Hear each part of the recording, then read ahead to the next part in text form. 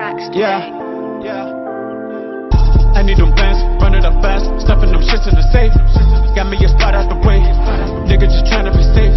Leaving the house with the glizzy, nigga. Uncle Rob Parker on Fox Sports Radio, weeknights 7 to 10 Eastern Time, 4 to 7 Pacific.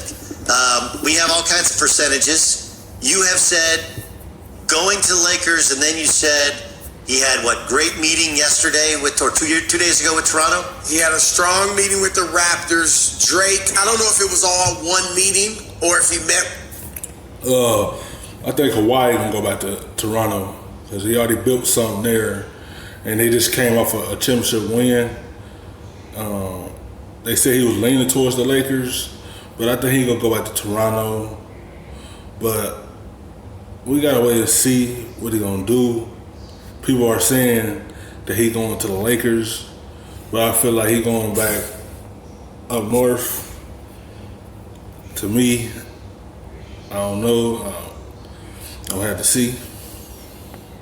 With Masai Ujiri and his staff, and then later met with Drake.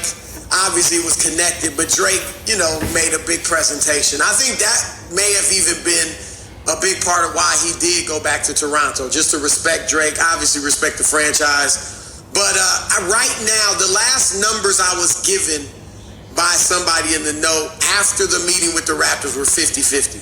Raptors and the Lakers. I think, the Lakers started with an advantage of Kawhi wanting to play there. I tweeted a week or so ago that he had told the Lakers that they're his to lose. He wanted to go there, so they had an advantage. I think now it's about, I would say 55, 60% Lakers, 40, 45% Raptors. What does he want? Well, that's the thing, and I've heard you obviously talk about he shouldn't go to the Lakers. I felt the same way when I was told right before the Anthony Davis trade, maybe a day or two before that, someone told me if the Lakers get Anthony Davis, Kawhi, there's a strong chance Kawhi is going there. And I was like, what? Like all year I thought he's going to the Clippers. Maybe he'll stay in Toronto if they win, but I know he doesn't want to be in that city. He wants to be in Southern California. I thought it was always the Clippers. But then beginning to talk to people around this situation, and you look at the things he wants, I think he will go to the Lakers and think he should consider what he wants. Number one, he does. See? I think he gonna go back to Toronto, but it's looking like he's going to the Lakers because he sees Anthony Davis right there, and then he back home in his comfort zone, and I feel like he probably don't want to do as much work, as much that he could just take a play off and do what he had to do.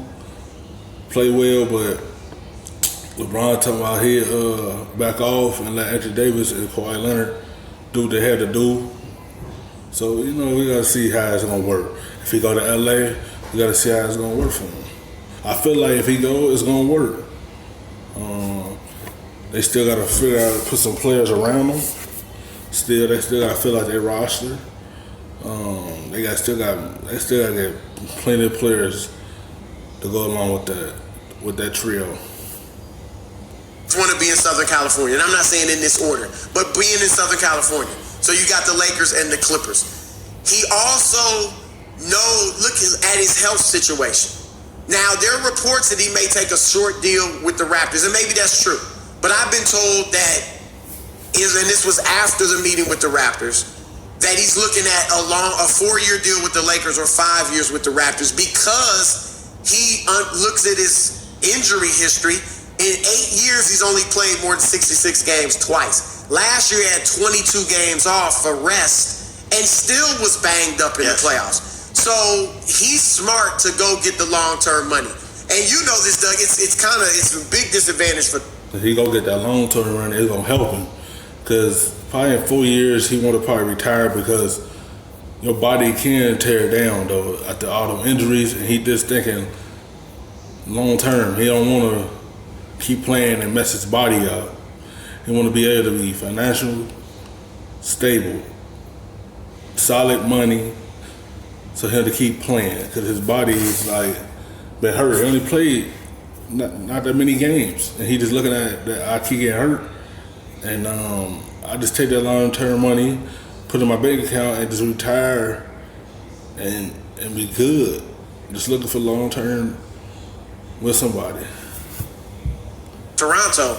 But in 4 years, we talk about the $50 million he could make with the Raptors. Right. That's pretty much all in that 5th year, which if he stays healthy, that 5th year would just be the first year of a new max deal. You understand that? So take that away. Because of the taxes in Toronto and because he lives in California, that's his residence, he would make more money over the next 4 years by actually playing for the Lakers. $11 million more. Wait, hold on. Again, I understand it's like basically a 50% tax rate. And I don't know what it is when you're a foreigner living there, but I'd assume because you're an employee. But don't you get paid the taxes based upon where the game is played? He would only get taxed in Canada for the games the 41 plus works. Yeah, right. plus, and work days, practice days, whatever. So it wouldn't be the full season, right, but it would be enough. And this is according to an article that was in Forbes magazine, that he would make $11 million more over the next 4 years if he plays for the Lakers or the Clippers. So look, he wants to win.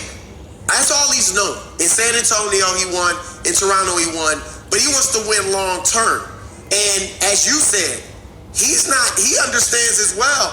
Golden State was more than banged up. Okay, they were decimated by injuries. They barely got out of the East. It took them 7 against Philadelphia, who I think has gotten better. And certainly Joel Embiid probably will be better. The best chance for him to keep winning long term is the Lakers, obviously, with AD and LeBron. See, that's what he's thinking about. He want to win long term. He won in Toronto, but he know he got 2 more stars on that team to win long term. That's why he just thinking about them years, and he want to win long term. Like, I guess he just thinking like Toronto gonna still be good, but he feel like they ain't gonna win, continue winning championships or something, and he just want to play with other stars, so he know he could win. And like if LeBron retired 4 years, he still got Anthony Davis right there, so he just thinking about winning long term. And also, arguably the best place for him to stay healthy long term is the Lakers, because you don't have the burden of carrying the team night in, night out. That was the knock against the Clippers. Where's your second guy? I understand, but there was no real second guy in Toronto this year. Right, and he did it, and this was great. And they still had the second best record in the NBA. So if he went to the Clippers and he took his 20 games off, he'd still... That's why he want to go there. He don't want to continue to carry the load, because his body already banged up. He don't want to keep carrying the load. He want to be able to sit back and play and not have to do so much. When it's time for him to step up, he'll step up. He ain't got to carry a team. That's the only reason he leaning towards Los Angeles. Have a really good record. You still have... Well, the West is a little different, as you know. It is. I guess the question is, like, are you sacrificing enjoying the experience and being the guy and playing the way that he is evolved into playing? Because you and I know, we both play basketball. Like, I don't care what anybody says. It's totally different when you have to play with or without the ball. No right? question. Like, guys are used to playing with the ball. They don't know what to do with themselves. Right. It's like, Ricky Bobby, right. What do I do with my hands? What do I do with my hands? Like, you have no idea. And what inevitably happens is they end up just standing around. And they're not nearly as effective. Right. They don't move without the ball. They don't set screens. But you know this, Kawhi in San Antonio knew how to play without the ball. Sure. It's only recently, before he went to Toronto, but the last couple years in San Antonio, that he started handling it more, being at least to some degree a point forward at times, handling the ball, making plays. LeBron has told him, he met with LeBron solo, he met with LeBron and AD together. They all mapped this out. See, he met with them. So that strongly believe he going to the Lakers.